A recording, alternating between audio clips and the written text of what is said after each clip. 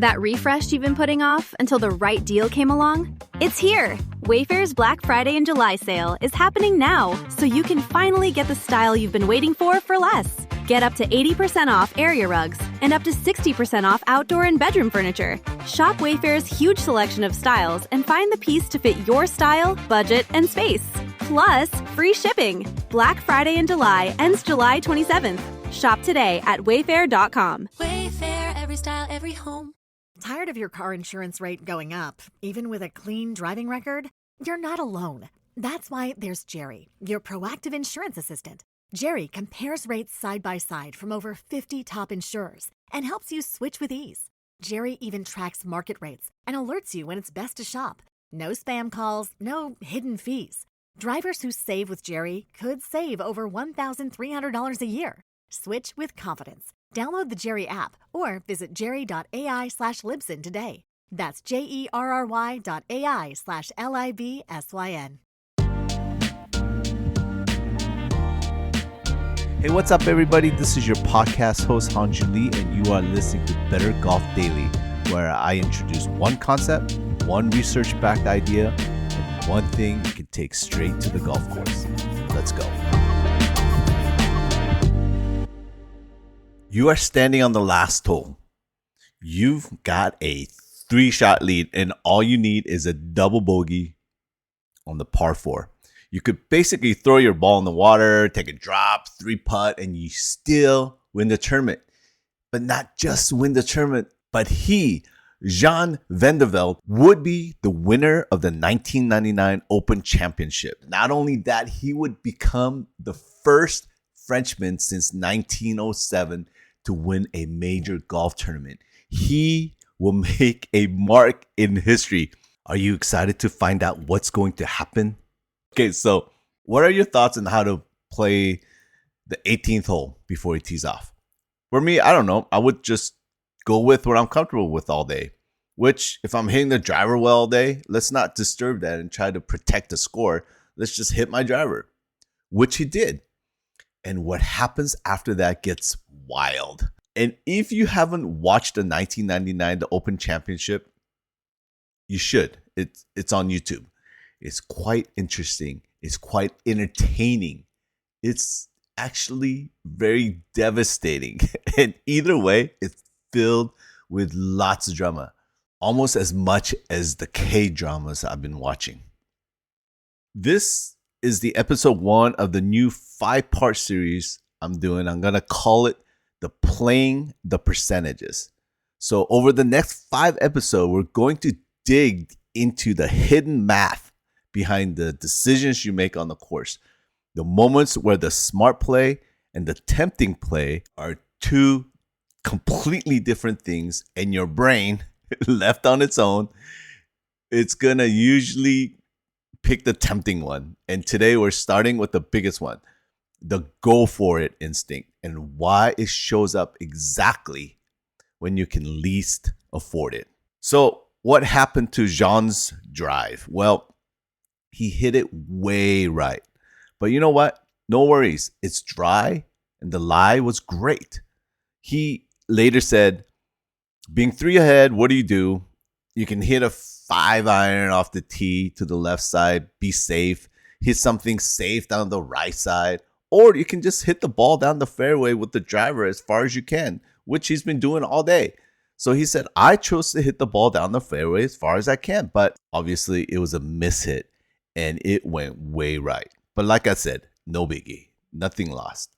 But now he's faced with the second decision. Does he hit a heroic shot with his 2-iron, trying to reach the green, over the creek, over the rough, and land it safely, which he said he was pretty comfortable with. And he'll just walk away with a par or bogey along with the trophy? Or do you just hit a pitching wedge safely back on the fairway, get it on the green from there with the short iron, 2-putt, or even 3-putt for the win? So Jan van der Velde decided to go for the green with his second shot. His shot drifted right, ricocheted backwards off the railing of the grandstand by the side of the green.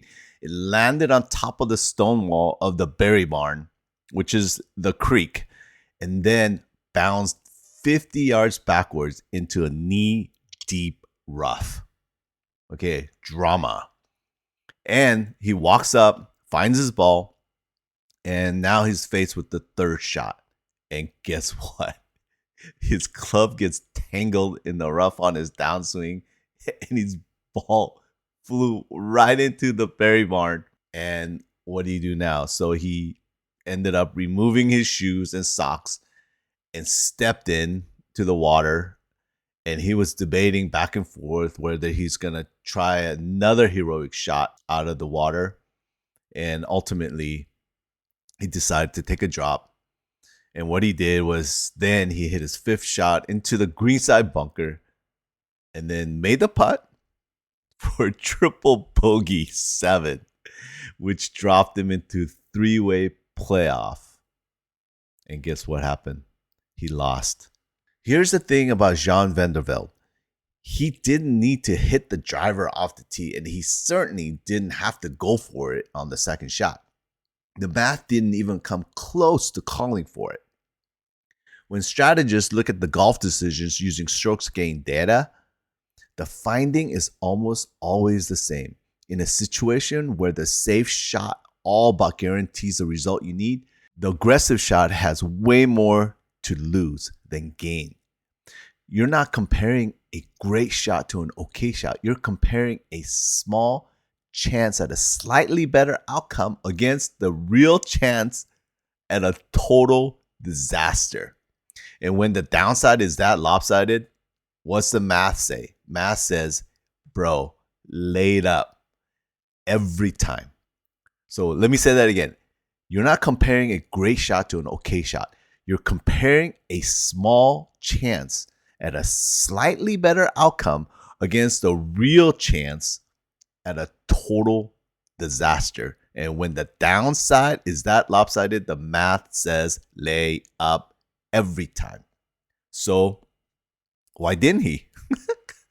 Because our brains don't run that calculation in the moment. When we're standing over a shot, you're not thinking probabilities. You're thinking about the swing you want to hit, the one that feels like you. And Jean van der Velde said the driver felt like the shot he was born to hit on that tee. So he did. He also weighed the option on the second shot to hit the pitching wedge left. And like he said, he could just at most end up with the double bogey, even with the 3-putt, and still win. But he was also comfortable with the 2-iron, even though the miss will be disastrous. And this is what's interesting. In the moment, laying up feels like admitting that you're not good enough to pull off the shot that you already know you can pull off. 9 out of 10. But what if the 10th time cost you the tournament? So to answer the question, when not to go for it, here's the answer. It's simpler than you think. You don't go for it when the safe shot already gets you what you need.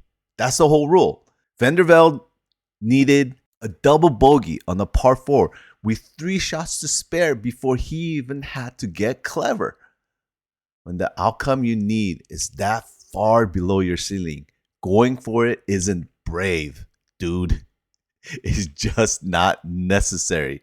That's really the whole idea behind playing the percentages. It's not about playing scared. It's not about protecting anything. It's about knowing the difference between the shot that proves something and the shot that wins something. And having the discipline to take the second one, even when nobody in the world would blame you for reaching for the first. That's a good one, huh? All right. Thanks for tuning in, everyone. Talk to you next time. Until then, sometimes you just need to take a boring 2-putt, not the heroic 2-iron. Bye for now. Whatever your goal, trade show giveaways, client gifts, or team gear, 4imprint has the promo products to match. With thousands of options, from apparel and drinkware to tech and totes, it's easy to find the right fit for your brand and budget with standout choices at every price point. And with their 360-degree guarantee, you can be 4imprint certain your order will show up just right on time. Explore more at 4imprint.com. 4imprint, for certain.